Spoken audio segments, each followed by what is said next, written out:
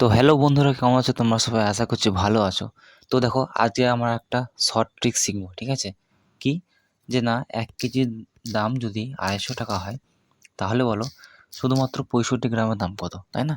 এই অঙ্কটা বা এই যে ট্রিক্সটা, তাই না, এটা কিন্তু মাত্র 1 সেকেন্ডে কিন্তু বার করবো সেই ট্রিক্সের মাধ্যমেই, ঠিক আছে? যদিও আমরা ছোটো থেকে কিন্তু ঐকিক নিয়মে করে এসেছি, তাই না? এটা কিন্তু এখনও পারবো ঐকিক নিয়মে। 1 কেজির দাম বলেছে তো 250 টাকা, তাহলে 65 গ্রামের দাম কত, তাই না? আচ্ছা, 1 কেজি বলতে কি বলো তো? 1 কেজি বলতে কিন্তু 1000 গ্রাম, তাই না? তাহলে 1000 গ্রামের দাম যদি 250 টাকা হয়, তাহলে বলেছে 65 গ্রামের দাম কত? আমি কিন্তু তোমাদের এটা কিন্তু শিখিয়েছি যে 1000 গ্রামের দাম বা 1 কেজির দাম যেটা বলে দিক 250 টাকা এখানে বলেছে। তাহলে 100 গ্রামের দাম কী করে বার করবো? শর্ট ট্রিক্স কিন্তু এটা কিন্তু শিখিয়ে দিয়েছি, যেটা চোখে দেখে কিন্তু হবে, তাই না? এই নিয়মগুলো কিন্তু আমি শিখিয়ে দিয়েছি যে মাত্র 100 গ্রামের দাম কত হবে। কিন্তু আমি কিন্তু এটা এখনও শেখাইনি যে মানে শুধু 65 গ্রাম না, যে কোনো 100 গ্রাম, 200 গ্রাম, 300 গ্রাম, 350 গ্রাম, 65, 50, 54, 15 গ্রাম যা বলবে, সেইগুলোও কিন্তু মাত্র 1 সেকেন্ডে কিন্তু বার করা শেখাবো আজকে, ঠিক আছে? আচ্ছা, সবার আগে বলো যে 1 কেজি বলতে কি? 1 কেজি বলতে কিন্তু 1000 গ্রাম, তাই না? ভিডিওটা কিন্তু কেউ স্কিপ করো না, না হলে কিন্তু তোমরা কেউ বুঝতে পারবে না, ঠিক আছে? অবশ্যই কিন্তু ভিডিওটা মনোযোগ দিয়ে কিন্তু দেখো, ঠিক আছে? 1 কেজি বলতে হচ্ছে 1000 গ্রাম। তার মানে 1000 গ্রামের দাম যদি আমার হয় 250 টাকা, তাহলে বলেছে 65 গ্রামের দাম কত, ঠিক আছে? তাহলে যদি 1000 গ্রামের দাম আমার 250 টাকা হয়, তাহলে বলো তো মাত্র 1 গ্রামের দাম কত? 1 গ্রামের দাম কত বলো? 1000 গ্রামের দাম হচ্ছে আমার, যেটা ঐকিক নিয়ম, 1000 গ্রামের দাম হচ্ছে আমার 250 টাকা। তাহলে 1 গ্রামের দাম কত হয় বলো তো? 250 ভাজিত 1000, তাই না? এটা কিন্তু কত বেরিয়েছে? মাত্র 1 গ্রামের দাম, মানে 0.25 টাকা। 1 গ্রামের দাম কিন্তু দাম কিন্তু বেরিয়েছে 0.25 টাকা। তাহলে বলেছে 65 গ্রামের দাম কত?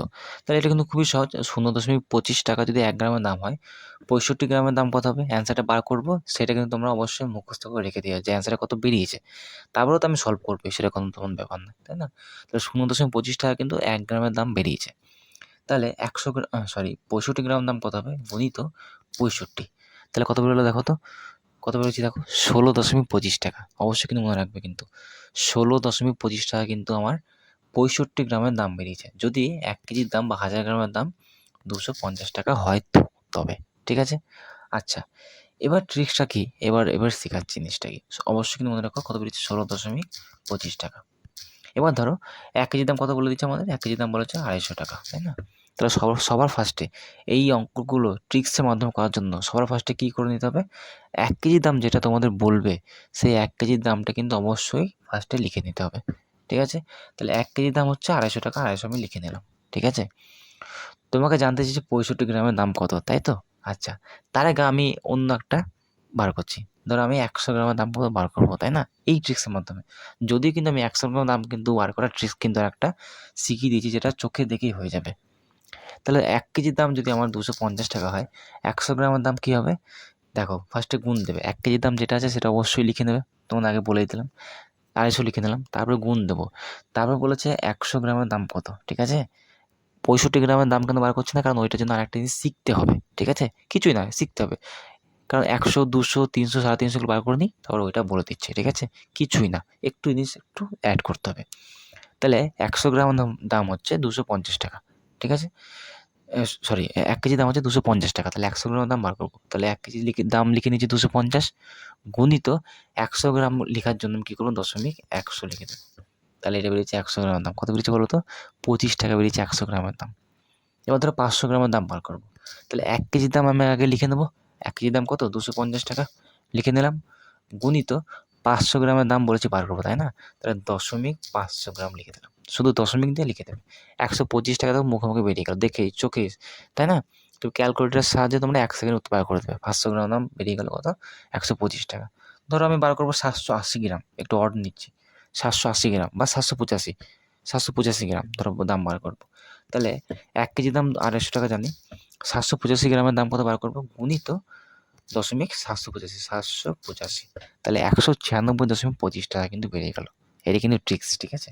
আচ্ছা, এবার কেন 65 গ্রামটা বলিনি সেটা এবার তোমাদের বলছি।